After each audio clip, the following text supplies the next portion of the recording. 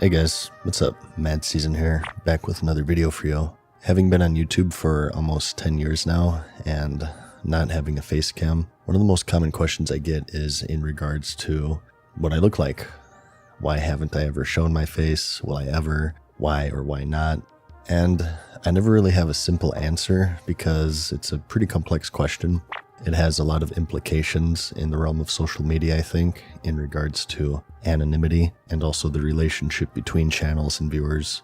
Some would even say that I overthink it, so I'd like to welcome you to episode 3 of this series where we analyze the wonderful world of social media and its inhabitants. And today, we're going to talk about face cams and face reveals. So if you don't count blogs, the birth of the online influencer can be traced as far back as YouTube. And when it first launched back in 2007, it was actually a dating website, which they soon abandoned because their user base was 90% male.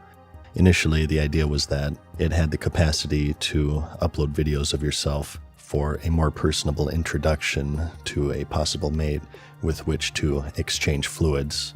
And when everybody just started uploading videos of their cats, they thought to themselves, wait a second, screw the sausage fest. Let's just let people upload whatever they want. And so was born an entire medium of entertainment, the online influencer. Gone were the high production, star-studded ensemble of professional actors, and in were people eating entire jars of mayonnaise to the entertainment and horror to strangers on the internet.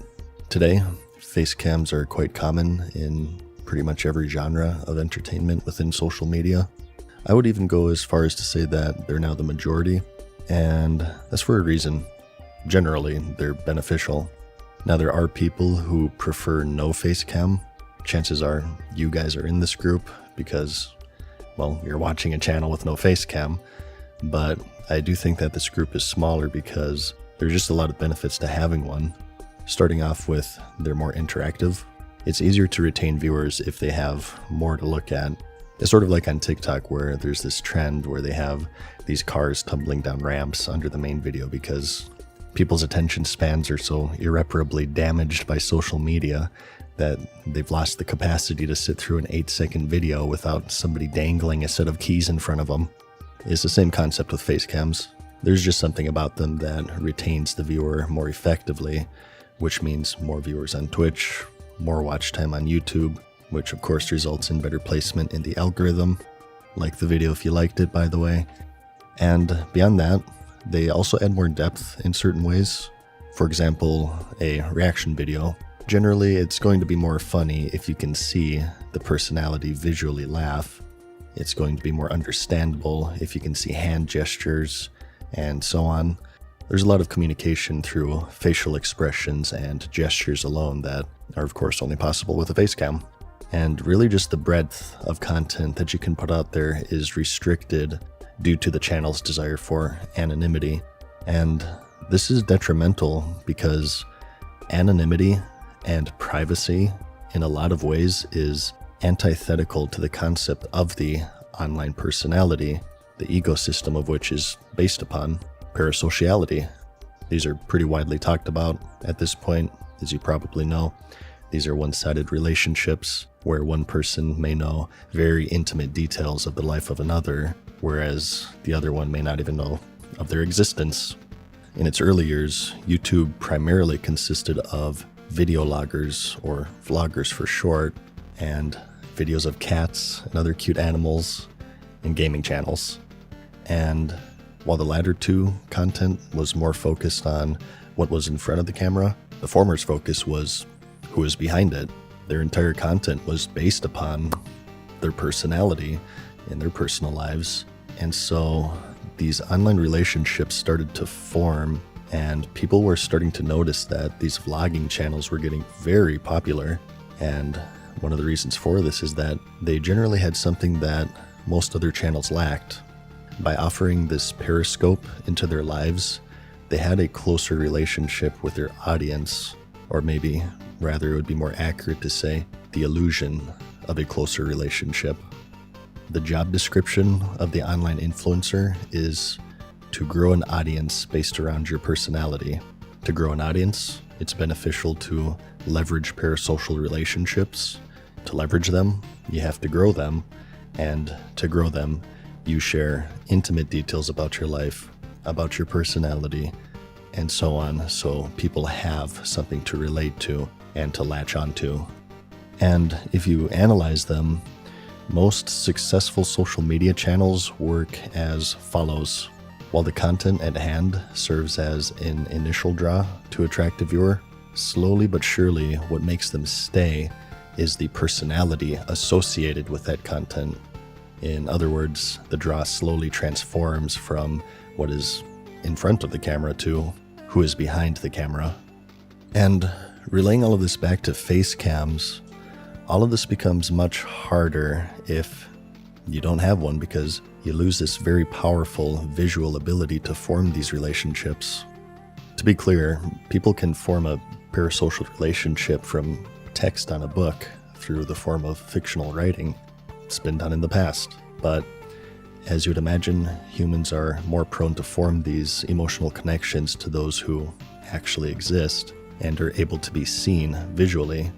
To see the expressions in the face of a channel that they interact daily, psychologically and emotionally slowly builds this connection, and the viewer as a result becomes more engaged, and because they're more engaged, they're more likely to watch that channel's content, support them, help them grow larger, etc.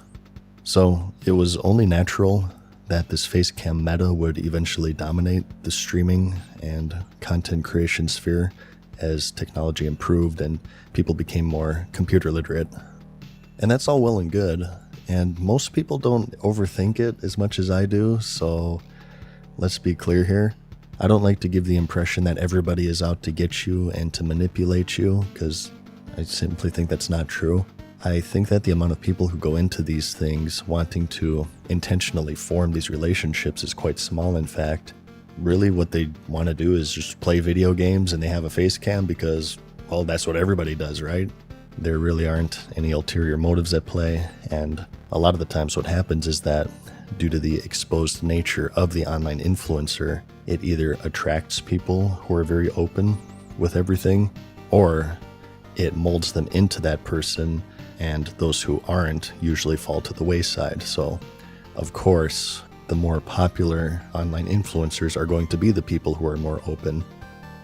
And the way that I see it is that there are a few reasons why I've chosen to keep my anonymity, starting in no particular order. For one, I think that the negative effects of these relationships outweigh the positives.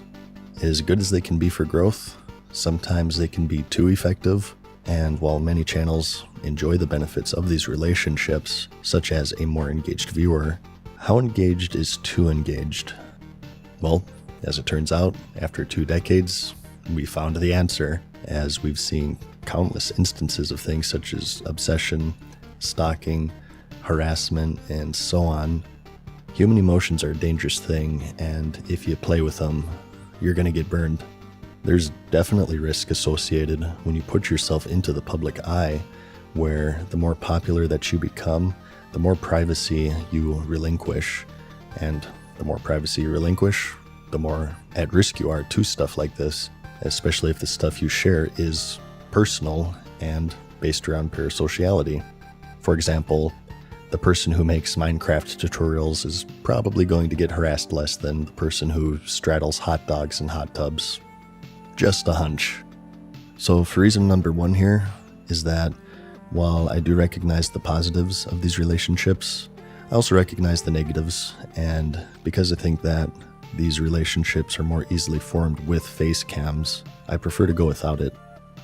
For reason number 2, we have privacy. So referencing once more these 2 things that attract people to channels, what's in front of the camera and what's behind, I've always been more comfortable and preferred that people watch my videos for what's in front of them, either a guide they find useful, an essay they find interesting, or a funny video that entertains them, rather than the person who made the video.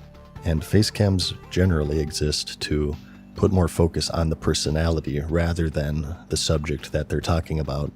Privacy has an inverse relationship with popularity. The larger you grow, the more you relinquish, and it's more intense when the draw is the person rather than the subject that they're talking about. I think that privacy and true anonymity are becoming more and more rare commodities in today's technological world, and as time progresses and the more instances of drama and harassment that you see online, I think people are starting to really value it more and more. So face cams really just kind of clash with my personality, and it would make me feel uncomfortable as I lose my anonymity and my privacy, which leads me to number 3, no changes. Having done this for nearly 10 years now, I feel pretty safe in saying that most of you watching me actually prefer no face cam. I'm sure some of you saw the title of this video and you thought to yourself, oh God, I hope he's not doing a face reveal. And I'm willing to bet money that's what the comments will reflect. Like I said earlier, although I do think that they are the minority, there are people out there who prefer no face cams.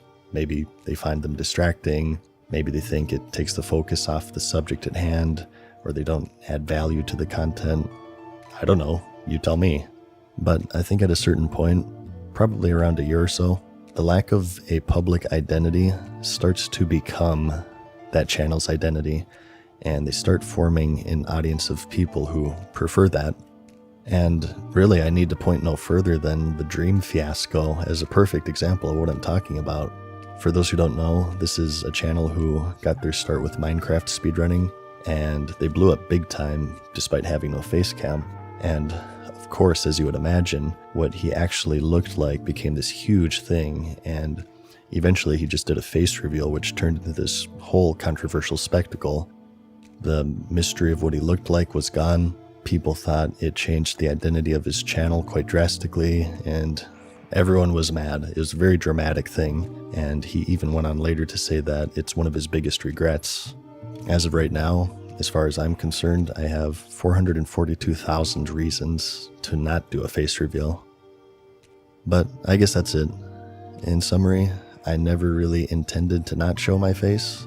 I really just saw no reason for a face cam, and slowly over time it sort of became a thing, and the reason why I continue to not show it or to have a face cam just has more to do with what I want out of my channel and what I want the focus to be on. I'd rather it be on the content rather than me. But yeah, like I said, complex answer. Some may even say I'm overthinking it, but hey, you know what? That's my specialty. Like the video if you liked it, because I'll see you in the next one. Peace.